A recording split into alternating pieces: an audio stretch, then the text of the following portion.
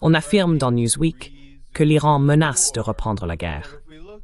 Mais si l'on regarde attentivement ce qui est dit ici, je voulais avoir vos commentaires à ce sujet, car je pense que c'est important. Le général de division Mohammad Pakpour, commandant du corps des gardiens de la révolution islamique, a déclaré que les forces sont entièrement prêtes à reprendre le combat, exactement là où il s'était arrêté.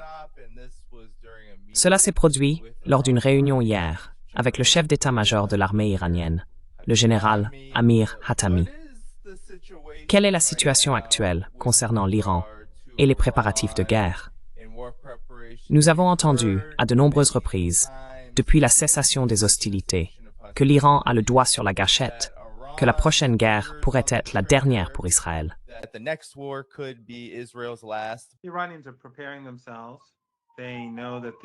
Les Iraniens se préparent. Ils savent que le régime israélien est malhonnête et trompeur, tout comme le régime de Washington. Ils sont trompeurs. Nous l'avons vu la dernière fois. Les États-Unis, de leur propre aveu, faisaient semblant de négocier avec l'Iran, mais préparaient secrètement une attaque contre l'Iran. C'est donc une très bonne raison pour que les Iraniens soient prêts à tout. En même temps, nous voyons aussi que le régime israélien et les Américains ont déchiré leur propre accord de cessez-le-feu à Gaza. Le régime israélien viole quotidiennement le cessez-le-feu au Liban. Ils ont tué un mari et une femme hier, laissant une petite fille orpheline. Nous avons vu ce qu'ils ont fait en Syrie, sans provocation, même si Jolani ou Shahad embrassaient la bague. Ils ont attaqué la Syrie sans provocation.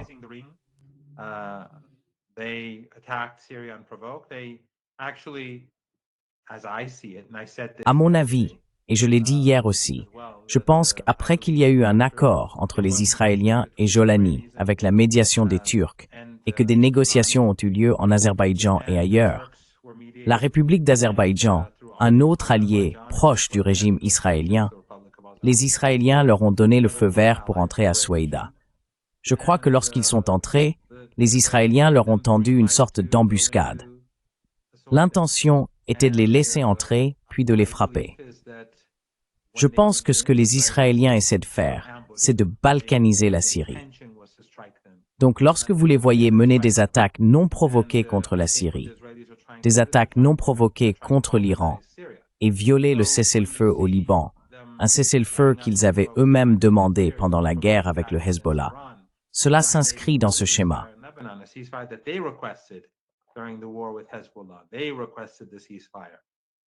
Ils ont demandé le cessez-le-feu. Et ensuite, la même chose avec Gaza. Évidemment, les Iraniens savent que le régime peut attaquer quand il le souhaite et que tout l'Occident le soutiendra. Vous ne verrez aucune condamnation. Ils diront que le régime israélien a le droit de se défendre. C'est ce que diront les Européens. C'est ce que disent les Américains. Peu importe ce qu'ils font, qui ils tuent, quel type de massacre ils commettent, peu importe combien de temps le génocide ou l'Holocauste à Gaza se poursuit, les Américains et les Européens diront qu'Israël a le droit de se défendre. Donc l'Iran se prépare à une nouvelle confrontation. Cela ne veut pas dire que cela arrivera nécessairement, mais les Iraniens travaillent en partant du principe que cela arrivera.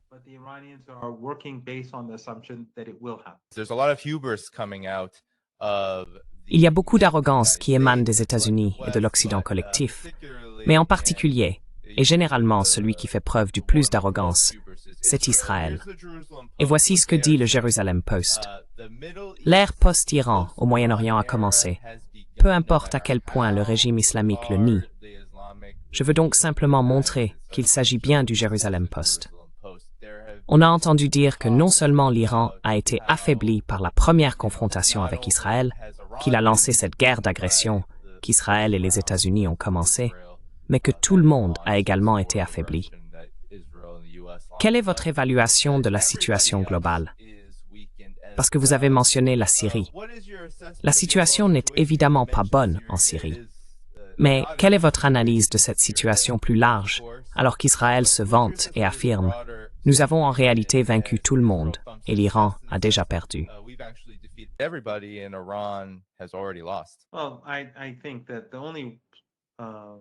Eh bien, je pense que le seul domaine où les Israéliens ont remporté un succès, c'est en Syrie. Ce fut une victoire tactique. Les Israéliens, Erdogan, Biden et les Qataris, bien sûr, ont collaboré pour faire tomber la Syrie. Et ils le faisaient depuis 2011. Si la Syrie n'était pas tombée, si nous n'avions pas eu cette sale guerre depuis 2011, le régime israélien serait aujourd'hui dans une situation bien plus difficile. C'est évident. Donc il ne s'agit pas de ce qui s'est passé ces derniers mois. Il s'agit de ce qui se passe depuis 2011. Malheureusement, beaucoup de gens dans la région et au-delà ont été trompés par la propagande occidentale. Ils ont été trompés par les dictatures riches en pétrole et en gaz du Golfe Persique et par Erdogan. Et ils ont été poussés vers le sectarisme. Ils ont soutenu ces groupes essentiellement pour des raisons sectaires.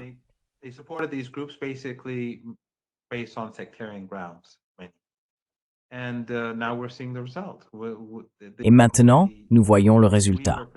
Ce que nous prédisions à l'époque, c'est que Daesh et Al-Qaïda, qui sont soutenus par l'Occident, qui sont appuyés par l'Occident, qui ont été créés par Obama, Timber Sycamore, par exemple, étaient poussés par des proxys et alliés américains dans la région. Ce n'est pas dans l'intérêt du peuple syrien. Mais certaines personnes qui s'opposent aux États-Unis à Gaza soutenaient la politique américaine en Syrie depuis bien plus d'une décennie. Et maintenant, nous voyons les résultats. Nous voyons cette soi-disant révolution démolir le pays. Tout ce que nous avions prédit est en train de se produire. Si vous vous souvenez, après la tentative de renverser le gouvernement syrien, j'ai dit que cela ne fonctionnerait pas bien pour ces gens et pour ceux qui soutiennent ce régime d'Al-Qaïda et de Daesh.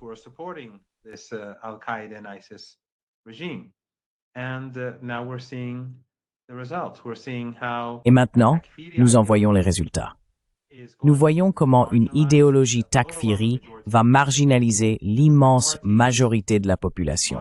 Différentes minorités, modérées, sunnites, soufis, tout le monde va être marginalisé par ces gens-là. Mais leur soutien ferme volontairement les yeux sur cette réalité parce qu'ils étaient endoctrinés par le sectarisme. Malheureusement, pour certaines personnes, leur haine envers les chiites et l'Iran, et c'est quelque chose dont je ne parle pas souvent, mais leur haine envers l'Iran et les chiites dépasse largement leur animosité envers le sionisme. Et cela vient d'Ibn Taymiyyah, de Muhammad ibn Abdul Wahhab et de ces personnes qui portent cette idéologie takfiri. Et vous savez, depuis la révolution en Iran, cette idéologie a été utilisée comme une arme.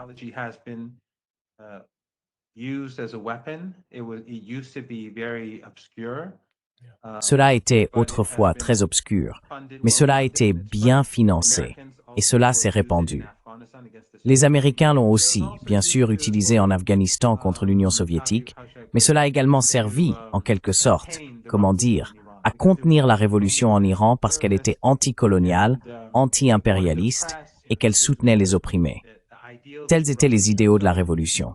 Ils ont donc utilisé le wahhabisme, le salafisme et l'idéologie takfiri pour créer de la haine envers l'Iran. Et cette haine, depuis les années 1980, n'a cessé de croître et de perdurer. Et beaucoup de gens ont soutenu ces groupes takfiri sectaires, l'OI et Al-Qaïda, parce qu'ils voulaient simplement chasser Assad, même si le soutien de l'Iran à Assad n'avait rien à voir avec sa secte.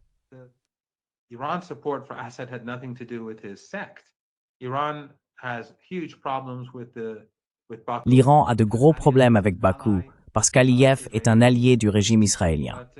Mais c'est un pays chiite et lui-même, je suppose, est chiite. Donc, pour l'Iran, ce n'est pas la question.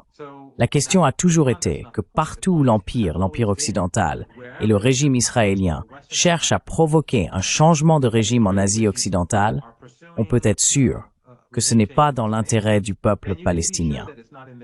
Que ce soit à Gaza, en Cisjordanie, en Jordanie, en Égypte, au Liban ou en Syrie, on peut être certain que les Américains et les Israéliens savent ce qu'ils font. Et ce que nous voyons aujourd'hui, c'est la destruction de la Syrie. Et l'Iran n'est pas présent. L'Iran n'est plus présent depuis longtemps maintenant. Mais la situation empire et les images commencent à sortir.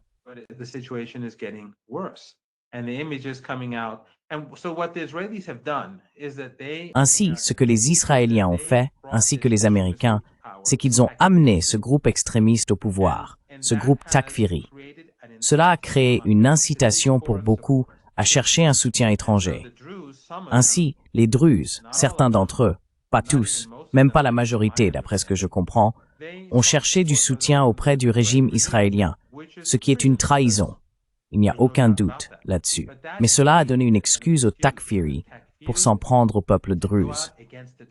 Et les images qui sortent de cette ville, je veux dire, il y a un extrait que j'ai vu où un soldat Takfiri disait que la première femme druze qu'il capturerait, il l'offrirait en cadeau à ce cheikh ou à cette personne, ce vieil homme qui s'exprimait dans la vidéo avant lui.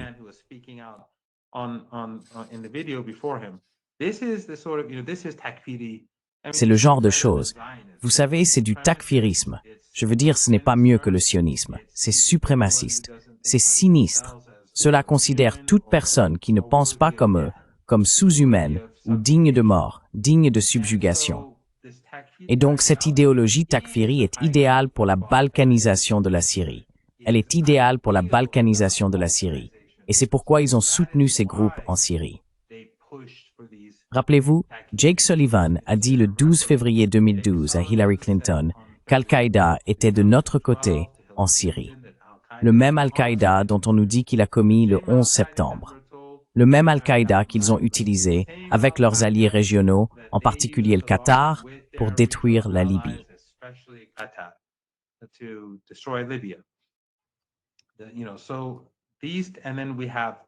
Donc, cela, et puis nous avons, les preuves sont abondantes. Il y a une énorme quantité de preuves. Nous avons John Kerry, qui était alors le secrétaire d'État après Hillary Clinton.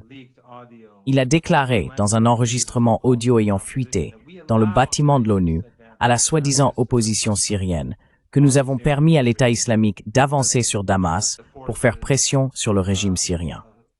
Mais les forces qui nous étaient opposées, les Russes, les Iraniens, etc., ont bloqué cela. Donc oui, les Israéliens ont eu du succès, mais je ne pense pas que le régime israélien ait eu du succès ailleurs. Ils n'ont eu aucun succès au Yémen. Ils n'ont eu aucun succès avec l'Iran. Je pense qu'il est très clair que s'ils étaient en train de gagner contre l'Iran dans la guerre, alors pourquoi cherchaient-ils le cessez-le-feu?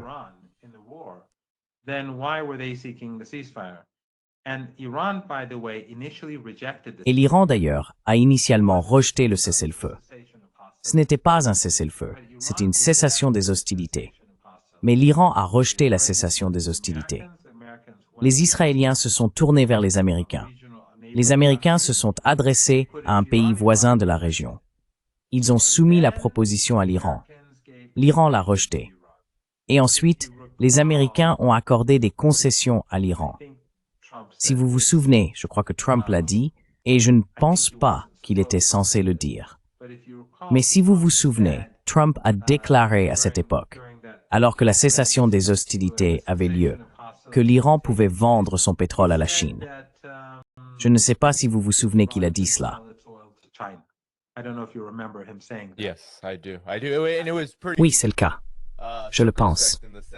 Et c'était assez prudent dans le sens où l'annonce de sanctions secondaires contre l'Iran était très peu liée à la guerre de 12 jours, entre guillemets, la guerre de 12 jours. Mais il l'a simplement dit vers la fin.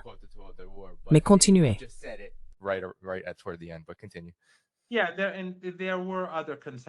Oui. Et il y a eu d'autres concessions également, sur lesquelles, comme je ne suis pas tout à fait certain, je préfère ne pas m'avancer, mais c'est ce que Trump lui-même a déclaré. Donc après cela, certaines des concessions concernaient apparemment d'autres questions aussi, des questions régionales. Mais dans tous les cas, l'essentiel est que c'est l'Iran qui a finalement dû être convaincu pour une cessation des hostilités. Si c'est le cas, alors de quel genre de victoire s'agit-il? Ou au Yémen, c'est Trump qui a capitulé. Si vous vous souvenez, au début, Trump avait dit qu'Ansarullah avait abandonné et était venu supplier pour mettre fin à cela.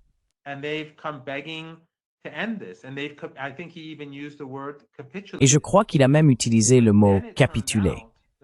Mais il s'est avéré que c'était exactement le contraire. C'est le régime américain, c'est le régime Trump qui a capitulé.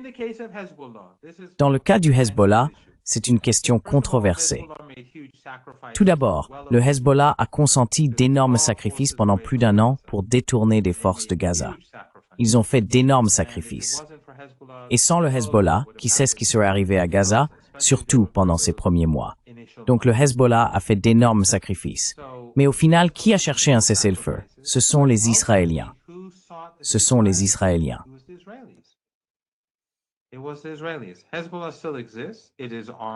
Le Hezbollah existe toujours. Il est armé, il est prêt. Mais je ne pense pas que les Israéliens puissent appeler cela une victoire. Et en ce qui concerne Gaza, je ne considère pas cela comme une victoire. Je vois tout cela comme des échecs. Oui, ils ont tué beaucoup de gens. Oui, ils ont tué beaucoup de gens au Liban.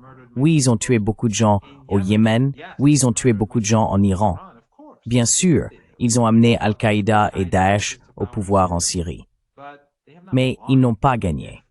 Et la région, d'ailleurs, Danny, est en train de changer. La région voit maintenant un régime israélien soutenu par le régime Trump qui est hors de contrôle.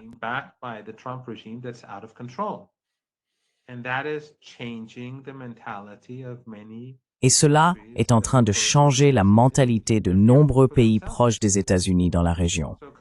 Ils ont peur pour eux-mêmes.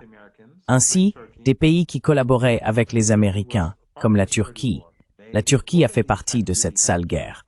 Ils ont soutenu ces groupes takfiri. Ils les ont soutenus tout au long. Et ils sont responsables de la destruction de la Syrie aux côtés du Qatar. Mais la Turquie sait qu'elle est vulnérable. L'Arabie saoudite sait qu'elle est vulnérable. Tout le monde connaît la menace que représente Netanyahou, qui fait simplement la guerre quand il le veut. Il peut mener des frappes aériennes sur la Syrie sans prévenir. Demain, seriez-vous surpris s'il bombarde Beyrouth? Bien sûr que non. S'il commence à bombarder l'Irak demain, seriez-vous surpris? If he starts bombing Iraq tomorrow, would you be surprised? No. If he wages another war against Iran, would you be surprised? Non. No, no one would. S'il déclenchait une nouvelle guerre contre l'Iran, seriez-vous surpris? Non. Personne ne serait surpris. Et quelqu'un en Occident le condamnerait-il? Serait-il sanctionné?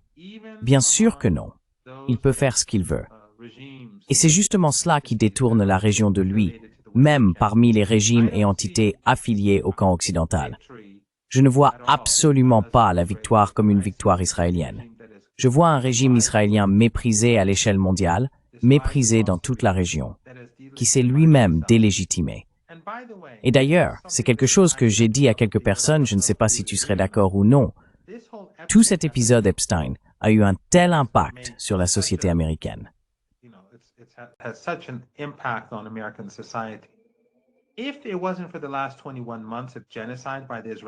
S'il n'y avait pas eu les 21 derniers mois de génocide perpétrés par les Israéliens, le lien Mossad-Israël dans cette affaire aurait tout de même indigné de nombreux Américains. Mais je ne pense pas que cela aurait eu l'impact que cela a après 21 mois de génocide, car beaucoup d'Américains méprisent désormais le régime israélien. Et puis, lorsqu'ils voient qu'Epstein était du Mossad, et que le Mossad, qui fait partie d'un régime qui commet un génocide, bombarde pays après pays et massacre des gens chaque jour, ce Mossad fait en gros cela à des jeunes filles américaines. Et ensuite, grâce à cela, ils parviennent à faire en sorte que des donateurs, des politiciens et des responsables gouvernementaux se plient à leurs exigences.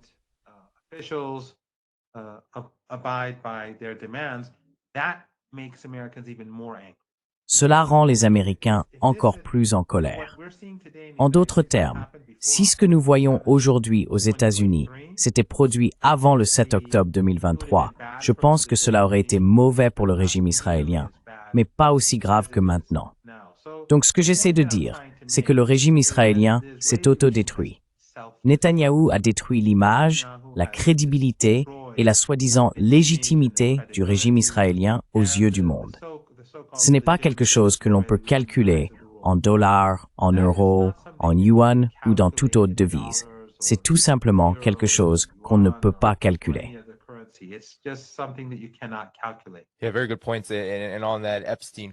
Oui, ce sont de très bons points. Et concernant la question Epstein, même si elle sort du cadre de cette chaîne, Mon analyse rejoint tout à fait ce que vous venez de dire, professeur Marandi. Avec l'image d'Israël et l'opinion publique, surtout aux États-Unis, sur Israël, qui est aussi mauvaise qu'elle l'est actuellement, ce lien qu'Israël entretient, et bien sûr ces grandes figures qui sont soit victimes de chantage, soit complices avec quelqu'un comme Epstein. La colère à ce sujet, après 2 ans où Israël a eu carte blanche de la part des États-Unis pour faire ce qu'il fait, le génocide à Gaza, et bien sûr l'élargissement de la guerre régionale, avec les États-Unis qui s'enfoncent eux aussi de plus en plus dans la guerre.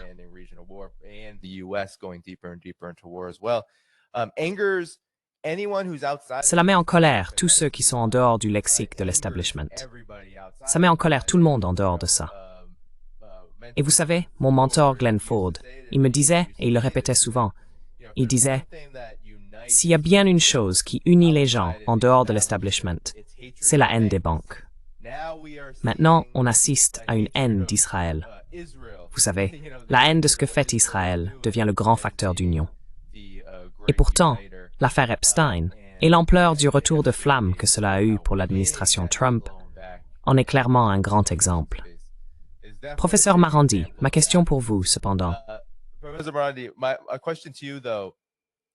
Given this playbook you laid out with Vous savez, étant donné ce schéma que vous avez décrit, avec les takfiris, les proxys wahhabites, les groupes terroristes qui ont été financés et soutenus pendant des décennies pour en arriver à ce point de tentative de changement de régime en Iran, et bien sûr, de changement de régime dans toute la région, et de sa déstabilisation à cette fin.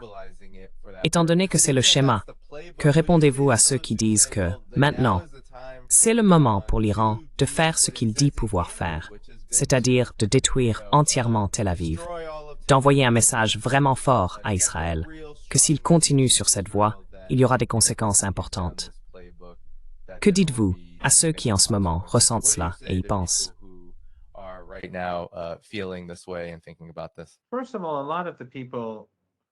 Tout d'abord, beaucoup de personnes qui avancent cet argument et disent « Pourquoi l'Iran n'en fait-il pas plus ?» Et je ne parle pas de votre public, mais il existe un groupe de personnes, en particulier, comme je l'ai dit, celles qui sont des antagonistes professionnels envers l'Iran. Comme je l'ai mentionné, certains d'entre eux sont eux-mêmes takfiris, ou sont influencés par l'idéologie takfiri. Ils ont été influencés par la propagande anti-iranienne depuis des décennies, provenant de l'Occident et de notre région. Je me souviens, il n'y a pas si longtemps, il y a seulement quelques mois, que la TRT de Turquie voulait lancer une chaîne en persan. Ensuite, le directeur de la TRT a dit, je ne me souviens plus des mots exacts, mais il a dit, nous allons punir l'Iran. Nous allons leur nuire à travers. En gros, ce qu'il voulait dire, c'était à travers tes persiennes.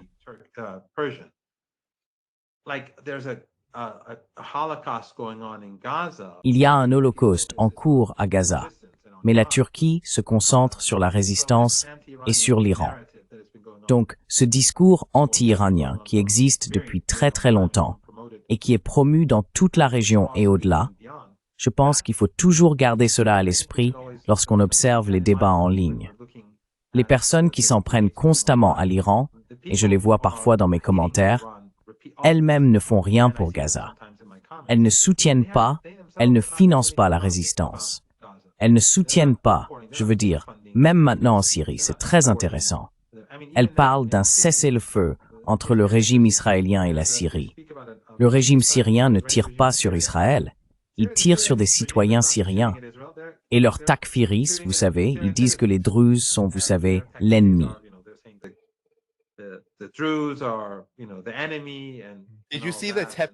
As-tu vu les remarques tièdes de Jolani aussi? Israël provoque un peu. Il provoque. Ce n'est pas bien, tu sais. Mais il n'y a aucune riposte contre Israël, qui est littéralement en train d'envahir la Syrie.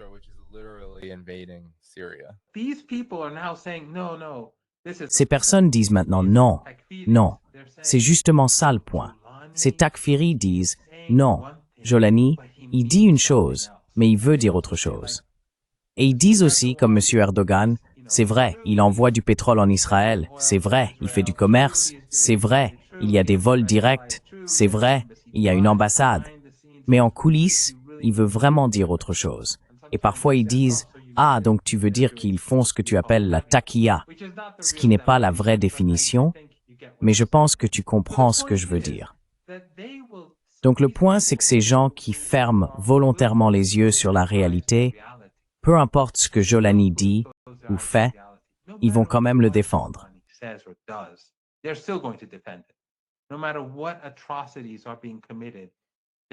Peu importe les atrocités commises, ils les défendront. Et peu importe ce que font le Qatar, Erdogan ou d'autres, ils continueront à les soutenir. Et peu importe ce que l'Iran fait pour le peuple palestinien, ils continueront à condamner l'Iran. Ou bien ils diront que l'Iran n'est pas sincère. Mais le fait est que la guerre est une affaire très compliquée. C'est mortel. Des gens meurent. Nous avons eu plus d'1 millier de morts. Le régime israélien, comment l'appelez-vous? C'était une attaque non provoquée. C'était un acte de guerre. Mais aussi l'Iran a été pris au dépourvu. L'Iran s'attendait à une attaque, mais il ne s'attendait pas à ce que le régime israélien mène une opération de changement de régime. Je déteste le terme « changement de régime » parce que je ne l'utilise pas pour l'Iran.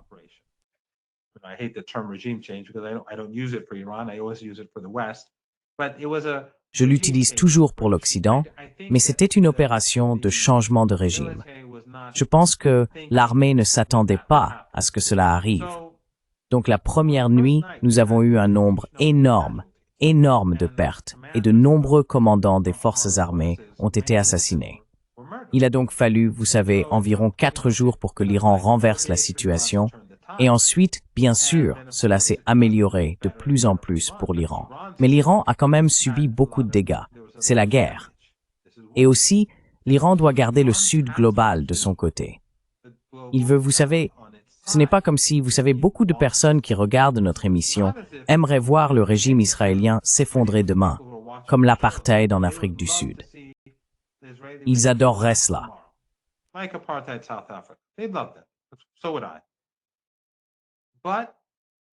Moi aussi. Mais les Iraniens doivent montrer au monde, qui est désormais du côté de l'Iran, oublions les Européens et les Américains, qu'ils ne sont pas ceux qui cherchent à créer des tensions dans la région. De toute évidence, les Chinois s'inquiètent de l'approvisionnement en pétrole. Des pays partout en Asie s'inquiètent du prix du pétrole, tout comme ceux d'Amérique latine, d'Afrique et d'Asie centrale.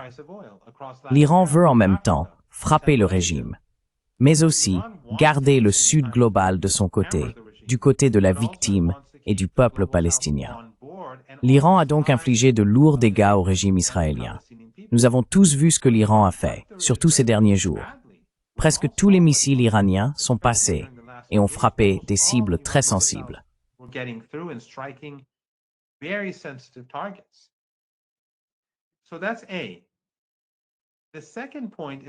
Donc, ça c'est le point A. Le deuxième point, comme je l'ai dit, beaucoup des concessions obtenues par l'Iran ne doivent pas être prises à la légère. Actuellement, grâce à ces concessions qu'il a pu obtenir, l'Iran est en mesure de se préparer plus facilement pour la seconde phase. Et regarde, Danny, il faut garder quelque chose à l'esprit. Je pense qu'on en a peut-être déjà parlé, je ne suis pas tout à fait sûr. Mais le régime israélien possède des armes dont Zelensky ne peut que rêver. Les Américains ne donneraient jamais à Zelensky ce qu'ils donnent aux Israéliens. Donc l'Iran fait face à ce que les États-Unis et les Européens ont de mieux. Et il ne s'agit pas seulement de ce qu'ils donnent au régime israélien, c'est aussi ce qu'ils mettent eux-mêmes sur le champ de bataille.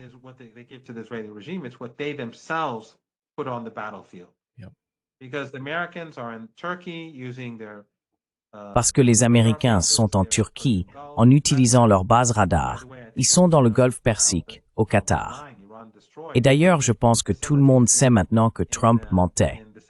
L'Iran a détruit des installations clés dans la base du CENTCOM au Qatar. Mais de toute façon, je pense que les gens ont vu les images satellites, les vidéos et les photos.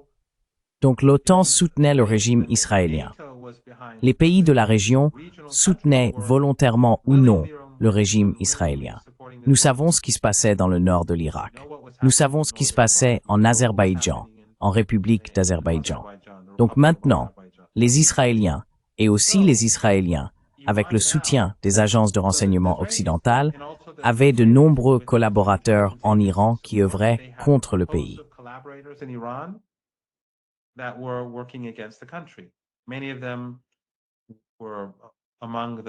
Beaucoup d'entre eux faisaient partie des réfugiés. Nous avons des millions de réfugiés en Iran provenant des pays voisins. L'Iran, en fait, a le plus grand nombre de réfugiés au monde par rapport à sa population. Et bien sûr, nous avons certains de ces restes takfiri, de l'État islamique et d'Al-Qaïda qui sont arrivés et se trouvent parmi ces réfugiés ou proviennent de certaines régions d'Iran même. L'Iran a donc dû faire face à cela. L'Iran doit également apprendre à gérer ces technologies qui ont été déployées pour la première fois sur le champ de bataille. Ainsi, l'Iran a maintenant l'opportunité de se préparer pour la prochaine phase qui est presque inévitable. Et je pense que la prochaine fois, l'Iran sera bien mieux préparé car il sait ce que possède l'autre camp.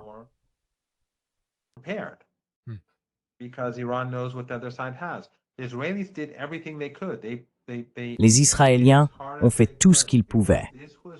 Ils ont frappé aussi fort qu'ils le pouvaient, parce qu'il s'agissait d'une tentative de renverser le gouvernement, l'État.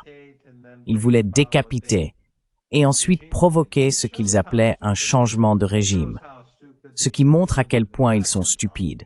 Et cela montre aussi à quel point les Européens et les Américains le sont, car ils pensaient que l'Iran était un château de cartes.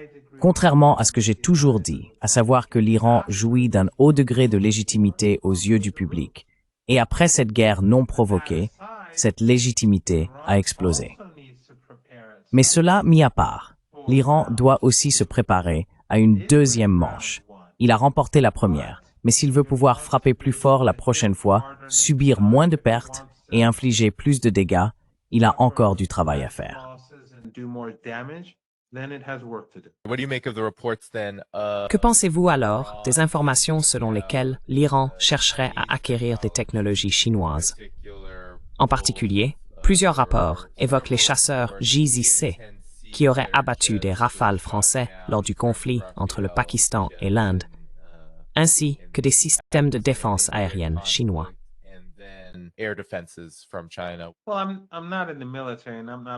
Eh bien, je ne fais pas partie de l'armée et je ne suis pas au courant de ce genre de choses.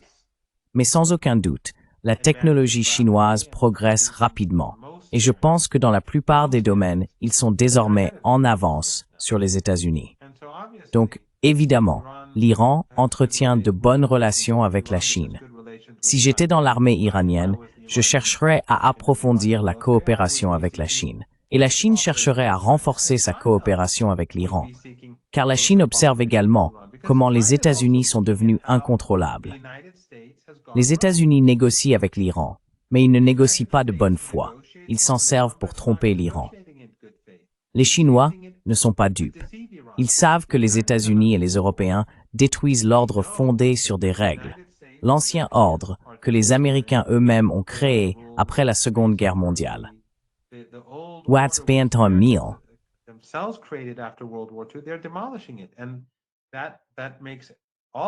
Et cela inquiète tous les pays, y compris la Chine. La Chine a donc tout intérêt à renforcer sa coopération avec l'Iran. Il en va de même pour les Russes et pour beaucoup d'autres. Mais je pense aussi qu'il faut garder à l'esprit que les Iraniens ont accompli un travail remarquable en 40 ans de sanctions, en parvenant à vaincre le régime israélien, qui était soutenu par l'Occident collectif et par des pays de notre région. Rappelez-vous, l'espace aérien jordanien était sous leur contrôle. L'espace aérien irakien était sous leur contrôle. Des bases radars en Turquie et dans tout le golfe Persique étaient utilisées pour aider le régime israélien tant offensivement que défensivement. Et puis la République d'Azerbaïdjan. Des personnes à la frontière ont affirmé avoir vu des drones arriver depuis la République d'Azerbaïdjan.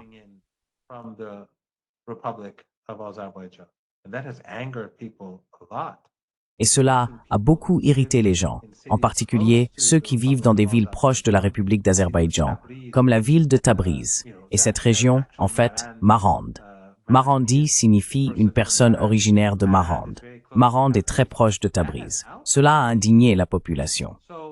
Donc le fait que dans ces circonstances, les drones et missiles iraniens aient pu mettre Netanyahou à genoux de cette manière montrent, selon moi, à quel point la technologie iranienne est sophistiquée. Mais sans aucun doute, les Iraniens et les Chinois vont collaborer de plus en plus étroitement. Je ne connais pas les détails et certaines choses, je pense, sont à très long terme. Mais, vous savez, les avions, ou je veux dire, s'il y a des discussions sur l'achat d'avions, il y a évidemment de nombreux détails et infrastructures à négocier. Mais l'essentiel, c'est que la Chine est très préoccupée par le comportement des États-Unis.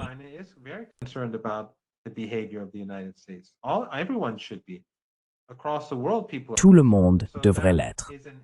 Partout dans le monde, les gens sont préoccupés. Et cela constitue donc un avantage supplémentaire pour l'Iran. C'est pourquoi je disais plus tôt que pour l'Iran, il est très important d'être perçu comme l'acteur rationnel. D'abord, l'Iran est l'acteur rationnel, mais il est important qu'il soit vu comme tel par les autres pays. De cette façon, des pays comme la Chine et d'autres se rapprochent de l'Iran. Ils voient les Israéliens dirigés par un fou, les États-Unis dirigés par un autre fou, mais les Iraniens restent calmes, sensés, soucieux des intérêts de la communauté internationale, tout en étant assertifs et décisifs. Et cela contribue à de meilleures relations avec des pays comme la Chine, d'autres membres des BRICS, ainsi que d'autres États de l'Organisation de coopération de Shanghai et d'ailleurs.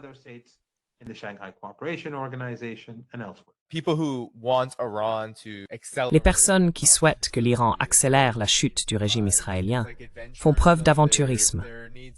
Il faut comprendre que pour moi, il ne s'agit pas seulement de veiller à ce que l'Iran ait une image qui permette au reste du monde de faire des affaires avec lui et d'assurer sa survie existentielle. Je veux dire, l'Iran doit aussi penser à sa propre survie. Mais aussi pour Mary C. Netanyahu. Oui, exactement, oui. Parce que le régime israélien, dans une guerre avec l'Iran, si la guerre avait duré 22 jours au lieu de 12, il y aurait eu plus de dégâts pour le régime israélien et plus de dégâts pour l'Iran. Mais cela n'aurait pas mis fin au régime. Cela ne mènera pas à une fin. Ce que l'Iran cherche à faire, c'est affaiblir le régime, montrer au monde qu'il n'est pas invincible. Et cette image a été détruite. Parce que jour après jour, les gens voyaient Tel Aviv et d'autres villes être bombardées, malgré la présence des Américains, des Européens. Tout le monde était là pour protéger leurs amis nazis, leurs amis suprémacistes sionistes en Palestine. Donc cette invincibilité a été détruite. La légitimité du régime israélien a été détruite parce qu'ils sont perçus comme fous.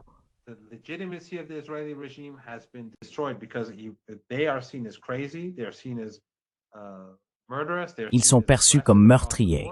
Ils sont perçus comme agressifs sur toute la ligne. Et les Iraniens sont vus comme les acteurs rationnels. Cela aide à mobiliser le monde. Je sais que certaines personnes disent que tout cela n'a aucun sens, que l'opinion publique n'a pas d'importance, mais je ne le vois pas ainsi. Il est très important que les peuples de la région voient le régime israélien comme vulnérable. Il est important même pour les régimes régionaux qui sont dans le camp américain de voir que les Israéliens sont dangereux. Parce que ce que les Américains, le régime israélien et les Européens font depuis des décennies, c'est d'essayer d'effrayer les Saoudiens, les Égyptiens, les Émiratis, les Koweïtiens, les Jordaniens, Erdogan et d'autres, avec cette grande menace de l'Iran et de la résistance.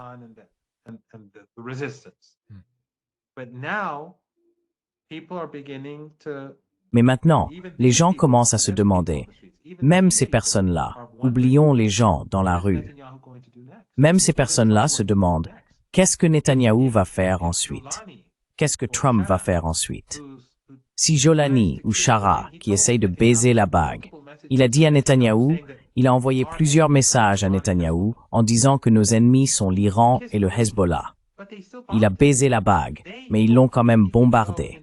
Ils lui ont dit qu'il pouvait entrer à Saouida, puis ils l'ont bombardé. Donc, quand ils font cela à Shara, qui a été amené par l'OTAN, comment les Saoudiens peuvent-ils se sentir en sécurité? Comment l'Égypte peut-elle se sentir en sécurité? Comment la Jordanie peut-elle se sentir en sécurité? Comment la Turquie peut-elle se sentir en sécurité? Je pense que cela fait partie de ce que l'Iran essaye de faire. Il essaie, par divers moyens, de coincer les États-Unis et le régime israélien. Parce que nous devons penser à long terme. Nous devons penser à 2 ans, 3 ans, 4 ans dans le futur. 2 years down the road, 3 years down the road, 4 years down the road.